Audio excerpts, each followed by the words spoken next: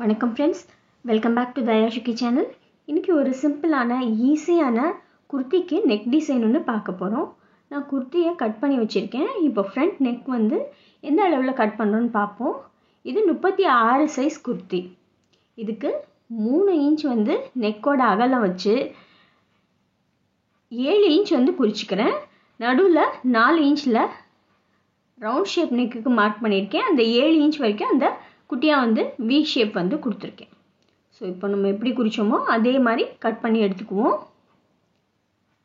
4 இன்ச்சில் வந்து நெக்கு, 3 இன்ச்சுக்கு உங்களுக்கு வி ஷேப்பு. இப்போ இது ஸ்டிச் பண்ண அதே கிளாத்தில் 3 இன்ச்சு அகலம் 10 இன்ச்சு நீளம் இருக்கிற மாதிரி பட்டி ஒன்று ரெடி பண்ணி அதில் ஃபியூசிங் பேப்பர் வந்து அட்டாச் பண்ணி எடுத்துகிட்ருக்கேன். இதில் டிசைனிங் பண்ண 1.5க்கு 1.5 அந்த மாதிரி வந்து ரெட் கலர் துணியில் வந்து எடுத்திருக்கேன். குட்டி குட்டியாக வந்து பீசஸ் வந்து முக்கோணம் வச்சு ஸ்டிச் பண்ண எடுத்துகிட்ருக்கேன். இப்போ குர்த்தியோட பேக் சைடு இது குர்த்தியோட பேக் சைடு, அதே மாதிரி இது வந்து உல்ட்டா, ரெண்டுமே வந்து உல்ட்டாவை வச்சு ஃபஸ்ட்டு வந்து நம்ம அந்த சென்டரில் இருக்கிற வியை ஸ்டிச் பண்ணி பட்டியை வந்து ஃபஸ்ட்டு வந்து ஃபிக்ஸ் பண்ணிக்கிறோம். இந்த பட்டியோடு சேர்ந்து நமக்கு அந்த வியும் வந்து நீட்டாக வந்து ஸ்டிச் ஆகி வந்துடும்.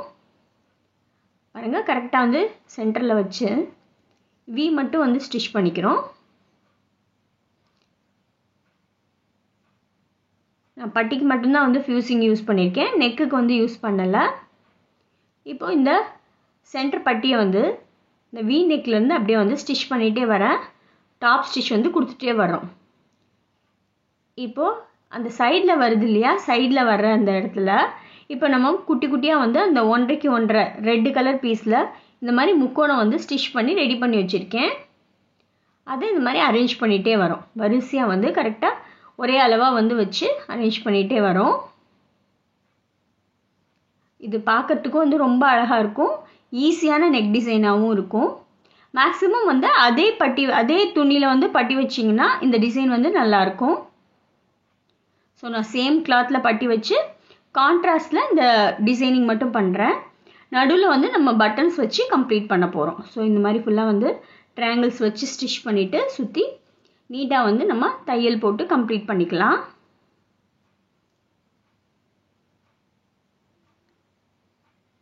அவ்வளோதான். இப்போ இதை ஸ்டிச் பண்ணி முடிச்சாச்சு. முடிச்சதுக்கப்புறம் இப்போ நம்ம ஷோல்டர் வந்து ஜாயின் பண்ணுறோம். ஃப்ரண்ட்டும் பேக்கும் வச்சு ஷோல்டர் வந்து ஜாயின் பண்ணிக்கலாம்.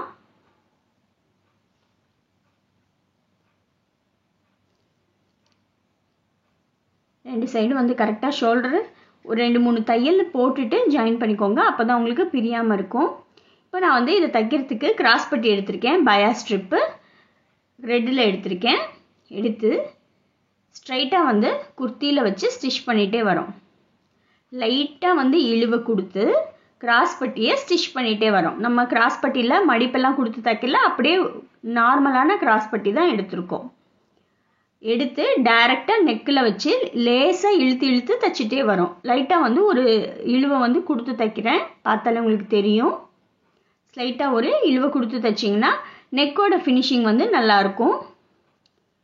கார்டு இல்லாமல் பைப்பின் வைக்கிற மெத்தடு இது, ஈஸியான மெத்தடு. ஃப்ரண்ட்டு பேக்கு ரெண்டுமே வந்து உங்களுக்கு நெக்கு வந்து அட் அ டைமில் வந்து ஃபினிஷ் ஆகியும் வந்து வந்துடும். பார்க்கறதுக்கும் வந்து ரொம்ப அழகாக இருக்கும்.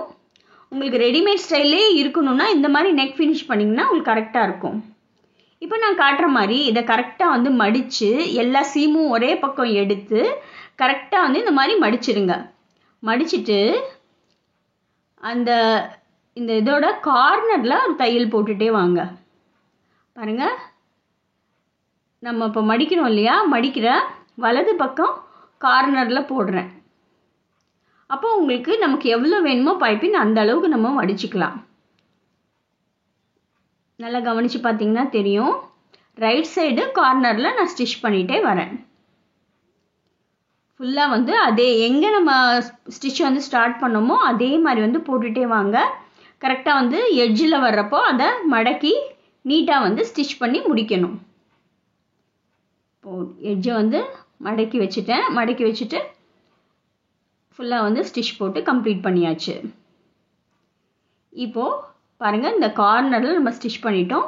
இப்போ இந்த மாதிரி எவ்வளோ நமக்கு பைப்பினோட திக்னஸ் வேணுமோ அந்த திக்னஸை வச்சுட்டு இப்போ நீங்கள் இதை சுற்றி வந்து ஸ்டிச் பண்ணி எடுத்துக்கலாம். எடுத்துக்கிட்டால் உங்களுக்கு நீட்டான பைப்பின் வந்து கிடச்சிரும். நெக்கும் வந்து நல்லா ஸ்டிஃபாகவும் நிற்கும், பார்க்கறதுக்கும் நல்லா நீட்டாக இருக்கும்.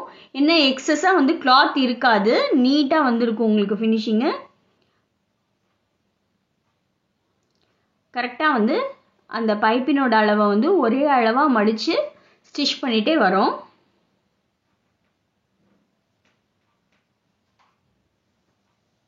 அவ்வளோதான், ஃபுல்லாக வந்து கம்ப்ளீட் பண்ணியாச்சு. பாருங்கள், நல்லா அழகான நெக் டிசைன். இது ஈஸியாகவும் ரொம்ப குயிக்காகவும் நீங்கள் ரெடி பண்ணலாம். பார்க்கறதுக்கு அப்படியே வந்து ரெடிமேட் ஸ்டைல்லே இருக்கும் உங்களுக்கு.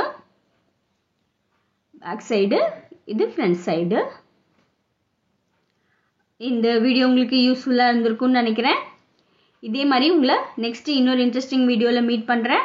Until then, bye friends.